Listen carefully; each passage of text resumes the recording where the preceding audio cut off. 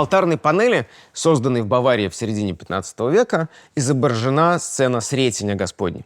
На 40-й день после рождения, на 32-й день после обрезания Иисуса, как и прочих еврейских первенцев, принесли в Иерусалимский храм.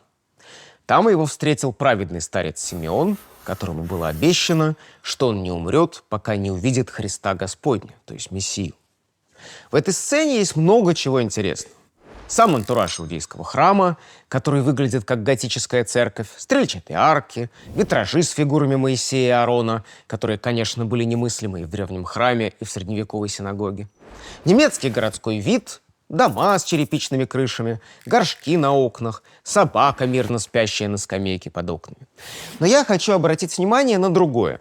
Надписи и их двуязычие. Или, скорее, полутораязычие. На платье, покрывающем голову старца, по красной полосе золотом вышито его имя – Симеон. Этот текст, написанный латинскими буквами, нужен для того, чтобы зритель смог идентифицировать персонажа. На покрове, лежащем на алтаре, и на двух скрижалях с заповедями, которые на нем установлены, тоже дан текст, только уже похожий на древнееврейский. Он говорит о том, где и когда разворачивается действие. Мы в Иерусалимском храме на стыке ветхозаветной и новозаветной эпох. Но надписи эти ничего не значат. Перед нами бессмысленный текст, имитация письма, псевдоиврит. На некоторых фресках, алтарных панелях или книжных миниатюрах, созданных в позднесредневековой Европе, мы видим осмысленные надписи на древнееврейском. Они были написаны при участии крещенных иудеев, христианских гебраистов или скопированы с более ранних изображений.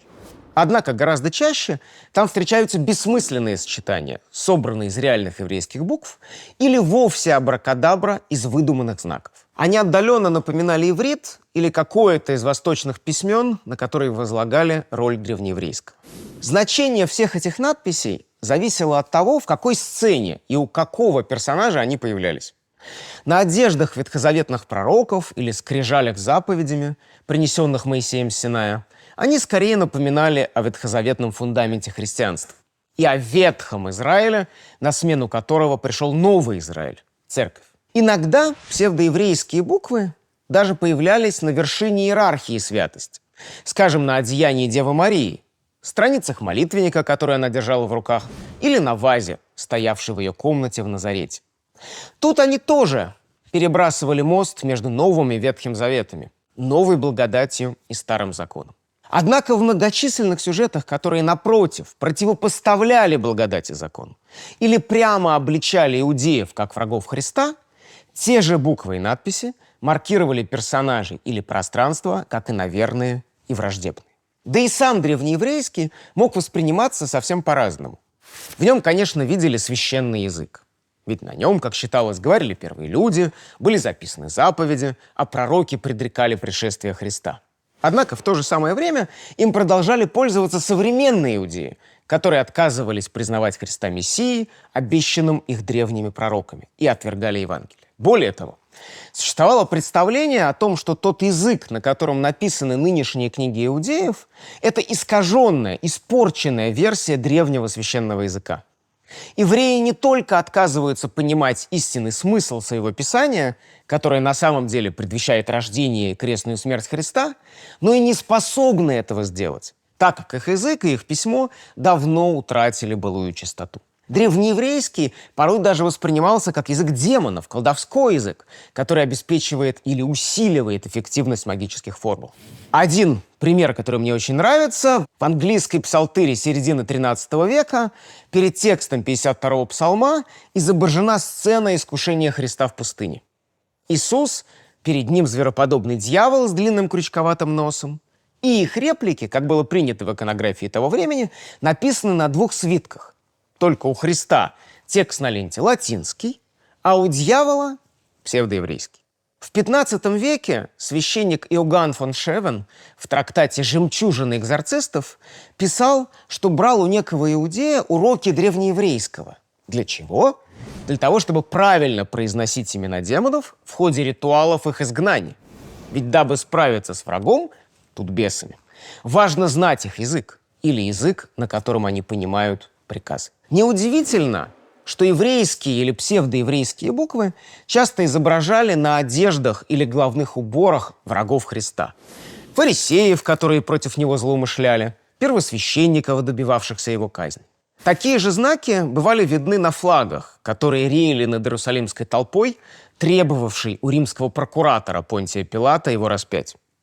Само собой, они фигурируют и на знаменах, которые вручали синагоги, персонификации еврейского закона в облике понурой женщины. Что интересно, такие же надписи регулярно появлялись у римских воинов, которые по приказу Пилата подвергли Христа бичеванию, возложили ему на голову терновый венец, а на Голгофе спорили о том, кому достанется хитон казненного. Тем самым всех или почти всех истязателей Бога-человека маркировали как иудеев. Псевдоеврейские буквы в роли негативного знака появлялись не только в мире изображений. Американский историк Рут Меленков в замечательной книге «Отверженные. Знаки инаковости в североевропейском искусстве позднего Средневековья» обратила внимание на то, что в ходе постановок страстных мистерий, которые обычно были ожесточенно юдофобскими, роль древнееврейского языка могла играть бессмысленная смесь немецкого, латинского и идыша. Но вернемся к иконографии. Большая часть еврейского вида надписей, которые мы встречаем на средневековых католических образах, это псевдоиврит.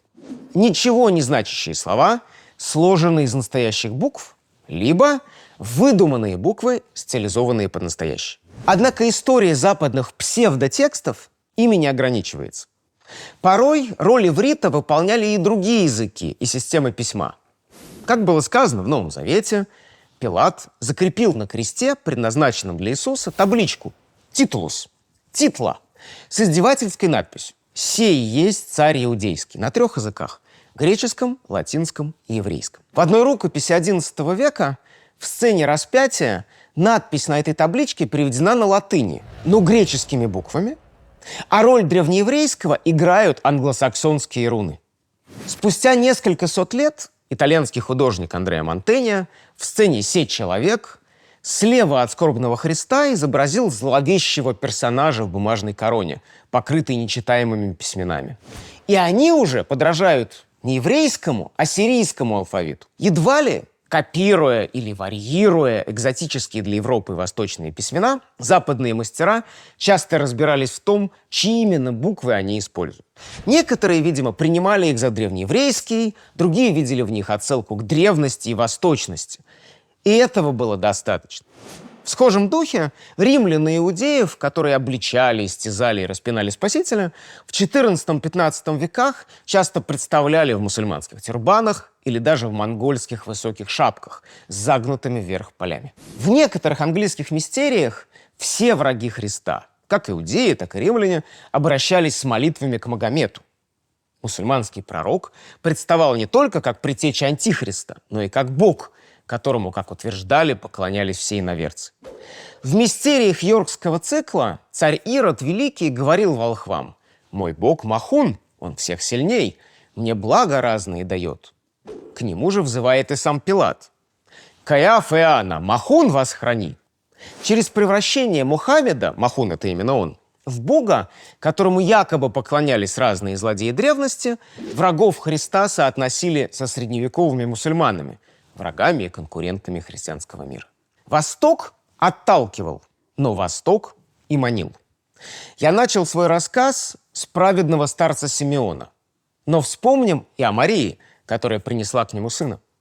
Если посмотреть на алтарные образы, какие писали в Италии в эпоху Возрождения, мы обнаружим, что одежды и нимбы Богоматери и других святых часто бывали украшены замысловатым орнаментом, напоминавшим какое-то из восточных письмен. И явно не иврит. Регулярно перед нами оказывается каллиграфический вариант арабского, известный как куфическое письмо, или его имитация. В других случаях этот орнамент напоминал монгольское квадратное письмо, или письмо Пагбы, которое было создано в XIII веке при хане Хубилае. Оно должно было служить для языков разных народов, объединенных под его властью: монгольского, тибетского, китайского, санскрита, уйгурского. Посмотрите, к примеру, на одеяние Девы Марии, которое в начале XIV века написал великий Джотто. На нем есть кайма, и на ней в плотный узор вплетены арабские и монгольские элементы. Откуда западные художники знали, как выглядят эти экзотические алфавиты? Они видели арабские надписи, например, на роскошных тканях, которые привозили с Ближнего Востока. Их нередко использовали для церковных облачений и покровов, которые клали на алтари.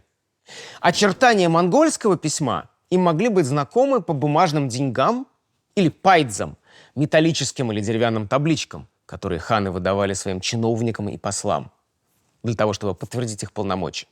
Такие предметы тоже порой оказывались на Западе. И арабские, и монгольские надписи воспринимали как изысканные и притом экзотические орнаменты, достойные украшения священных одежд и нимбов.